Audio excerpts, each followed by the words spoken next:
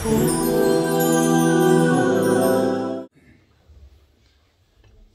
سخنی را برادران عزیز از جناب امام ابو حنیفه پرسیدند.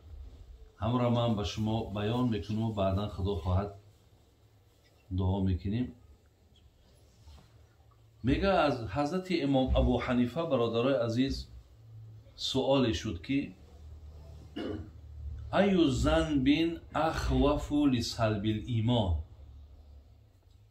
برادرها حقیقتا بسیار برای ما، ممکن برای ما هم، برای منبع آینده هم، برای پیشتر هم، برای همه زمان این سوال برادرای عزیز و گرامی بسیار بسیار لازم و در کار و برای پیشگیریش باید که ما هم حرکت داشته باشیم. این سوال ببینید چقدر سوال بلند زیبا. سوال چیه؟ کدام عمل، کدام حرکتی هست که سبب می شود که ما از دنیا به ایمان بریم؟ برادرای عزیز هممون می دانیم که یگانه چیزی که جان ما را گویا می خرد، عزت ما را نزد خالقمان، نزد پیامبر نازنینمان بلند میکند یا خانه قبر مانده برای ما روشنایی می شود، دستگیرمان می شود، این ایمان است. این برادر عزیز چی هست؟ این ایمان است. این باوری با الله است. ببینید، باوری با رسالت پیامبر است، باوری با این معجزه الهی که نامش قرآن است. اینا میگن ایمان. وقتی که حضرت سوال دادن برادر عزیز و گرامی که کدام عمل سبب می شود که ما ایمان با خود ما نمیبریم، پیش از جواب بسیار زیبای ابو حنیفه برادر عزیز و گرامی، اینجا اگر چند شما عددتان زیاد هم نباشد، لیکن یک چیز دانه که حاضر در یک عصر قرار داریم که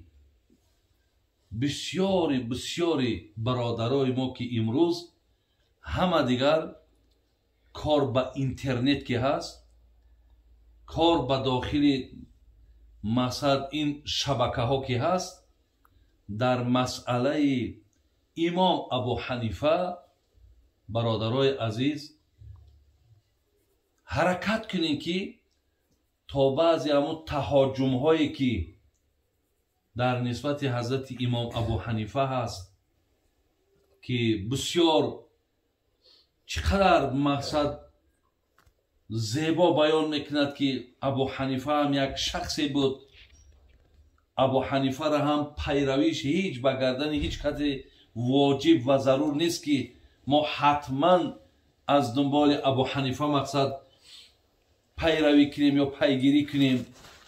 ابو حنیفه هم آدم بود، خطای بسیار میکرد.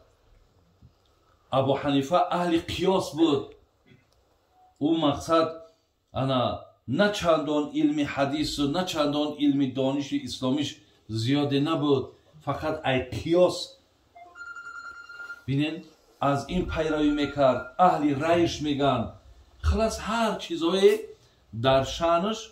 اگر شما مثال اینترنتاتون گفتی همین روزا فعال باشد، از این چیزا هر روز گوشزد شده‌است. برای همین در نسبت پیروی مذهب من دادار عزیز حقیقتا باید ما استوار باشیم. چگونه که در نمازمان، چگونه در هر یک عملهایی که به ذمه ما و شما انجام دادنش ضرور است انجام میتیم، یعنی در همین پیروی از حضرت امام ابو حنیفه هم برادرها هیچ وقت ساده نشید و دائم از پیروی مذهبتان پیگیری کنین، پرسین، دانین.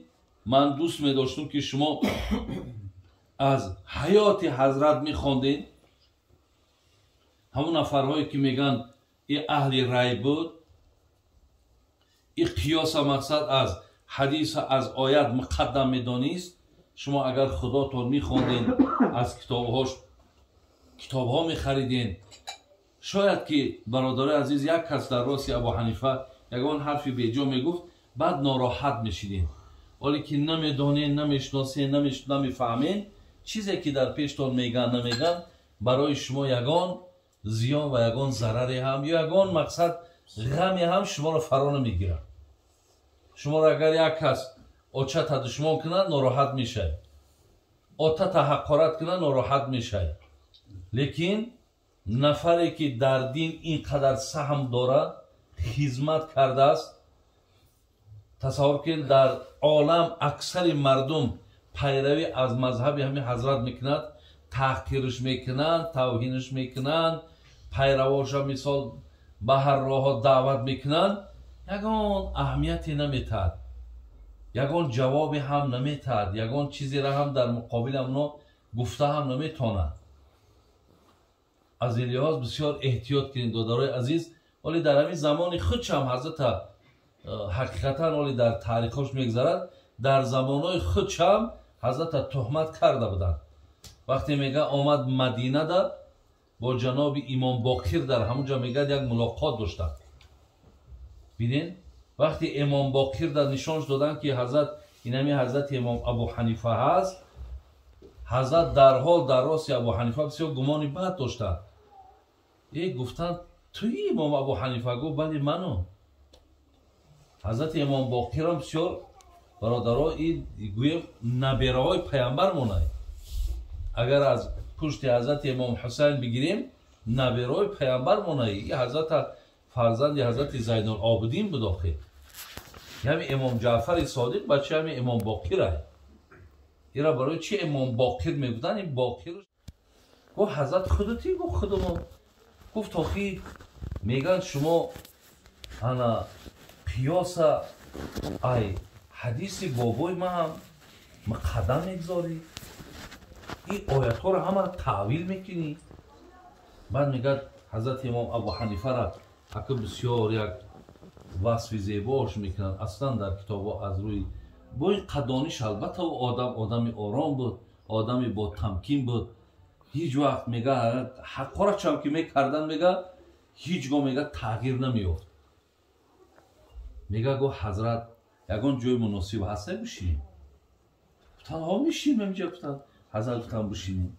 نشست. گو حضرت من شما را میدانم. گفتن من چگونه گفتن پیامبر نازنین در احترام داشتم، محبت داشتم، از او کم در شما هم را ندارم. یعنی البته شما را هم دوست میدارم، شما را مثل همون حضرت احترام میکنم، لیکن این چیز به شما نادرست رسیدگیه.